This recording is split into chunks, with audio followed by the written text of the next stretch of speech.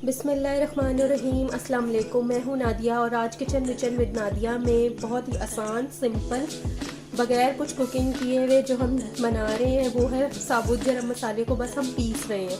बाज़ार से आसानी ये पैकेट मिल जाता है। ये मैंने पैकेट ले लिया था, 1 पाव का पैकेट है साबुत गरम मसाले का।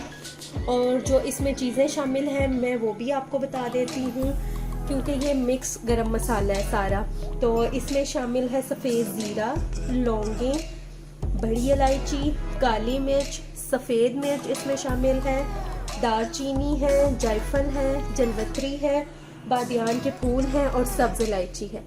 ये सारे मसाले जो हैं हम इनको कहते हैं गरम मसाला। और ये साबुत भी होता है, साबुत ये आपके सामने है और मैं अब आपको पीस के भी दिखाऊंगी। तो अब मैं इसको डाल लूँगी ब्लेंडर में और पीस के दिखाती हूँ।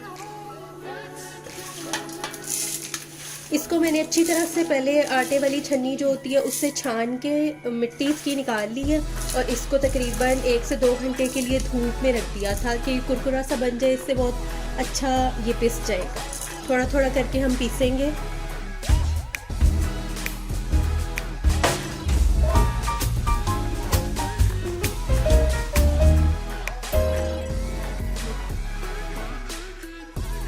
ब्लेंडर करने के लिए मैंने बॉक्स में डाल दिया। अब मैं ब्लेंड करके दिखाऊंगी। गरम मसाले को मैंने ग्राइंड कर लिया। इस तरह घर में आसानी बहुत अच्छा गरम मसाला तैयार हो जाता है। अब मैं इसको जार में डालूंगी।